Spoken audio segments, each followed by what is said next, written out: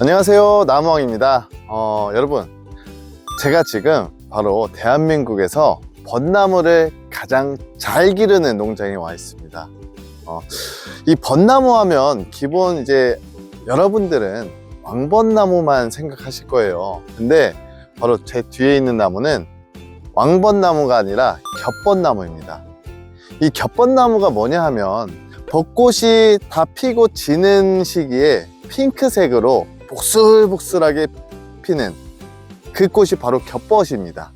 사실 그 조경하시는 분들이 현재 없어서 못 팔고 없어서 못 구하는 이 겹벚나무가 그런 상태예요. 왜냐하면 이 왕벚나무는 사실 조금 식상하잖아요. 그렇기 때문에 조금 더 특별한 그런 조금 더 예쁜 색상을 요즘은 트렌드로 많이 찾고 있기 때문에 이 겹벚나무가 상당히 인기가 많아지고 있는 그런 추세입니다. 벚나무가 그렇게 쉽게 재배가 가능한 그런 나무는 아니지만 이 겹벚나무는 조금 더 까다롭습니다. 그렇기 때문에 이렇게 크게 잘 기른 그런 나무들도 많이 볼 수가 없어요, 사실. 그래서 여러분들에게 이렇게 기르는 노하우를 제가 조금 배워왔기 때문에 소개를 해보도록 하겠습니다. 일단 이 벚나무는요, 워낙 잘 자라고 잘 크는 속성수입니다. 그렇기 때문에 그냥 심어만 둬도 정말 빨리 자라고 쉽게 굵어지는 그런 나무라 볼 수 있어요. 그래서 이분의 가장 중요한 포인트는 뭐냐면 비료를 많이 하지 않는다. 보통 나무를 빨리 기르기 위해서 비료를 많이 하거든요. 근데 이 벚나무는 이 포인트가 비료를 많이 하면 안 된다 였습니다. 만약에 그 나무를 첫 해 심는다, 그 해에는 1년을 묵힌다고 하시더라고요. 비료나 이런 걸 아예 하지 않고 땅에 지력으로만 나무를 1년 성장을 시키고, 물론 이제 두 번째 해부터 복합 비료를 약 1000평에 2포 정도를 사용하신다고 합니다. 자, 왜 비료를 안 줄까요? 비료를 안 주는 이유는 워낙 빨리 자라는 나무인데 얘가 비료까지 먹게 되면 목대가 터져 버립니다. 그래서 상품 가치가 없어져 버려요. 이 겹벚나무는 6점 이상 되게 되면 이렇게 표피가 어쩔 수 없이 갈라지게 되는데, 이 전에 비료질을 하게 되면 완전 터져버리기 때문에 수영 자체가 이렇게 나오지도 않고 나무가 제대로 성장을 하지 못하게 됩니다. 그래서 비료를 안 주는 게 가장 큰 노하우다. 자, 그 다음은 영양제인데요.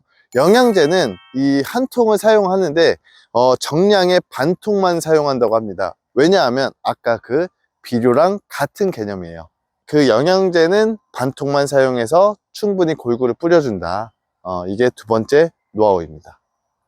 자, 이 겹벚나무는요, 전지하는 타이밍도 조금 중요해요. 왜냐하면 이 순이 4월에 서리 피해를 입을 수 있어요. 그래서 서리 피해를 받게 되면 순에서 가지가 잘 나오지도 않고 잎도 잘 나오지 않기 때문에 나무가 잘 성장을 못 합니다. 그래서 1년에 몇 달을 그냥 조금 지나쳐 버리는 경우가 있어요. 한두 달 놓쳐 버리는 게 정말 이제 나무 성장에 큰 영향을 미치거든요.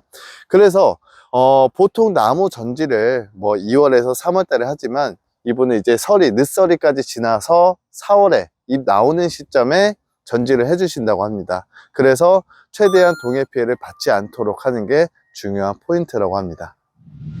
자, 그리고 이 겹벚나무의 지하고는요, 보통 납품을 하는 지하고는 1.2m입니다. 이 지하고는 이제 땅 지면에서 나무가 이렇게 수영이 잡히는 구간을 지하고라고 얘기를 하는데요. 제가 말씀드렸어요. 1.2m에서 납품을 한다. 근데 보면 약 1.3m에서 1.4m 이 정도의 지하고를 형성해 놨어요. 제가 이유를 물어봤습니다. 왜 이렇게 지하고를 높게 하느냐. 나무가 예쁘다는 거예요. 크면 클수록 예쁜 겁니다. 겹벚나무는요, 지하고를 낮게 하는 이유가 재배하기가 조금 까다롭습니다. 이렇게 높게 수영을 잡아서 이렇게 예쁘게 멋지게 수영을 잡기가 보통 어려운 게 아니에요. 한번 재배를 해 보시면 이게 얼마나 노력을 많이 한 그런 나무인지 아실 겁니다. 그렇기 때문에 나무를 크게 키우기 위해서는 지하고를 높게 형성해 주는 게 좋다. 이게 세 번째 노하우였습니다. 지금 나무가 얼마나 어떤 간격으로 식재하셨는지 많이 궁금해 하실 거예요. 1.5m 그리고 1.5m 1.5m 간격으로 재배를 했어요. 선택은 두 가지입니다. 1m에 재배를 하시는 분들도 있고 1.5m에 재배를 하시는 분들도 있어요. 물론 2m도 있겠죠. 근데 그거는 내가 나무를 얼마나 크게 오랫동안 재배를 할 것이냐에 따라 판단을 하시면 됩니다. 1m에 재배를 하시는 분들은 약 2년 뒤에 출하를 하는 목적으로 이렇게 약 6점에서 7점 정도의 출하를 하실 분들은 애초에 1.5m 간격으로 재배하시고 약 6점에서 7점대 출하를 하시면 됩니다. 물론 여기서 더 키우고 싶다 그러면 말씀드렸던 것처럼 속가빼기를 통해서 간격을 벌려주고 나무를 더 키우는 방법이 있겠죠. 그게 바로 식재 간격 네 번째 노하우였습니다. 자, 마지막으로 나무를 어떻게 선택하냐, 어떤 나무를 선택하냐, 이게 가장 궁금해 하실 것 같아요. 나무 선택이 가장 중요합니다. 왜냐하면 이 벚나무 뿌리가 중요해요. 뿌리가 산뻗대목을 사용했느냐 아니면 삽목, 아우바다라는 삽목 대목을 사용했느냐, 이게 중요하거든요.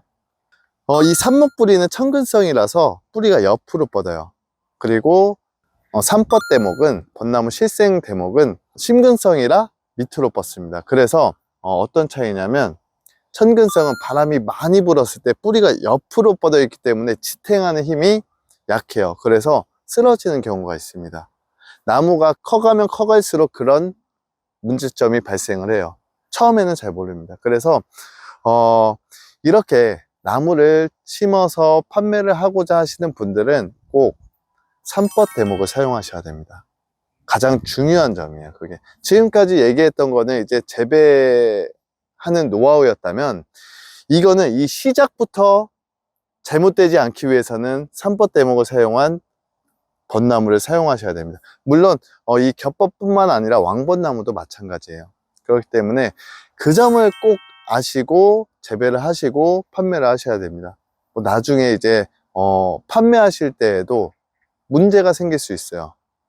그렇기 때문에 이 점이 가장 중요하니까 여러분들께서도 지금 제가 얘기했던 거 메모를 해 놓으시고 재배할 때 꼭 도움이 되셨으면 좋겠습니다. 자, 이제 정리를 하고 마지막 주의사항까지 말씀드릴게요. 이 벚나무는요 습에 정말 약합니다. 보시면 여기가 경사면이기 때문에 올해같이 비가 많이 와도 얘들이 잘 견딜 수 있었고, 배수로까지 해 주셨기 때문에 나무에 피해가 하나도 없었지만, 다른 밭들 보면은 배수가 안 되는 토양은 습해를 많이 입었습니다. 나무가 정말 많이 죽었어요, 올해. 그렇기 때문에 벚나무를 재배하실 때는 첫 번째 배수 정말 중요하게 생각하셔야 됩니다. 그리고 처음 설명해 드렸던 비료는 최대한 하지 말아야 된다. 그리고 영양제는 반만 사용해라. 그리고 전정은 4월, 따뜻한 지역은 언제든지 해도 상관없지만 저희같이 이제 중부지방부터는 4월 넘어서 하시는 것을 권장드립니다. 지하고를 1.2m 말고 조금 더 높여서 해야 나중에 컸을 때 더 예쁜 수영을 갖춘 그런 나무를 만드실 수 있습니다. 그리고 식재 간격은 언제 출하를 하냐, 여기에 따라서 결정된다고 보시면 될 것 같고, 마지막 가장 중요한 그 나무 선택 방법, 이 뿌리를 어떤 뿌리를 선택하느냐, 꼭 산뻗 대목을 사용한 그런 벚나무를 선택해서 재배하시는 게 좋습니다. 이게 가장 중요하죠. 시작이니까요. 이 정도부터가 정말 이제 더 키우기가 어려워요. 굵기도 잘 굵어지지가 않고 외관상으로 좋지 않은 그런 시기입니다. 이 시기를 얼마나 잘 버티고 나무를 어떻게 가꾸느냐에 따라서 여러분들의 수익에도 많은 영향을 끼치니까요.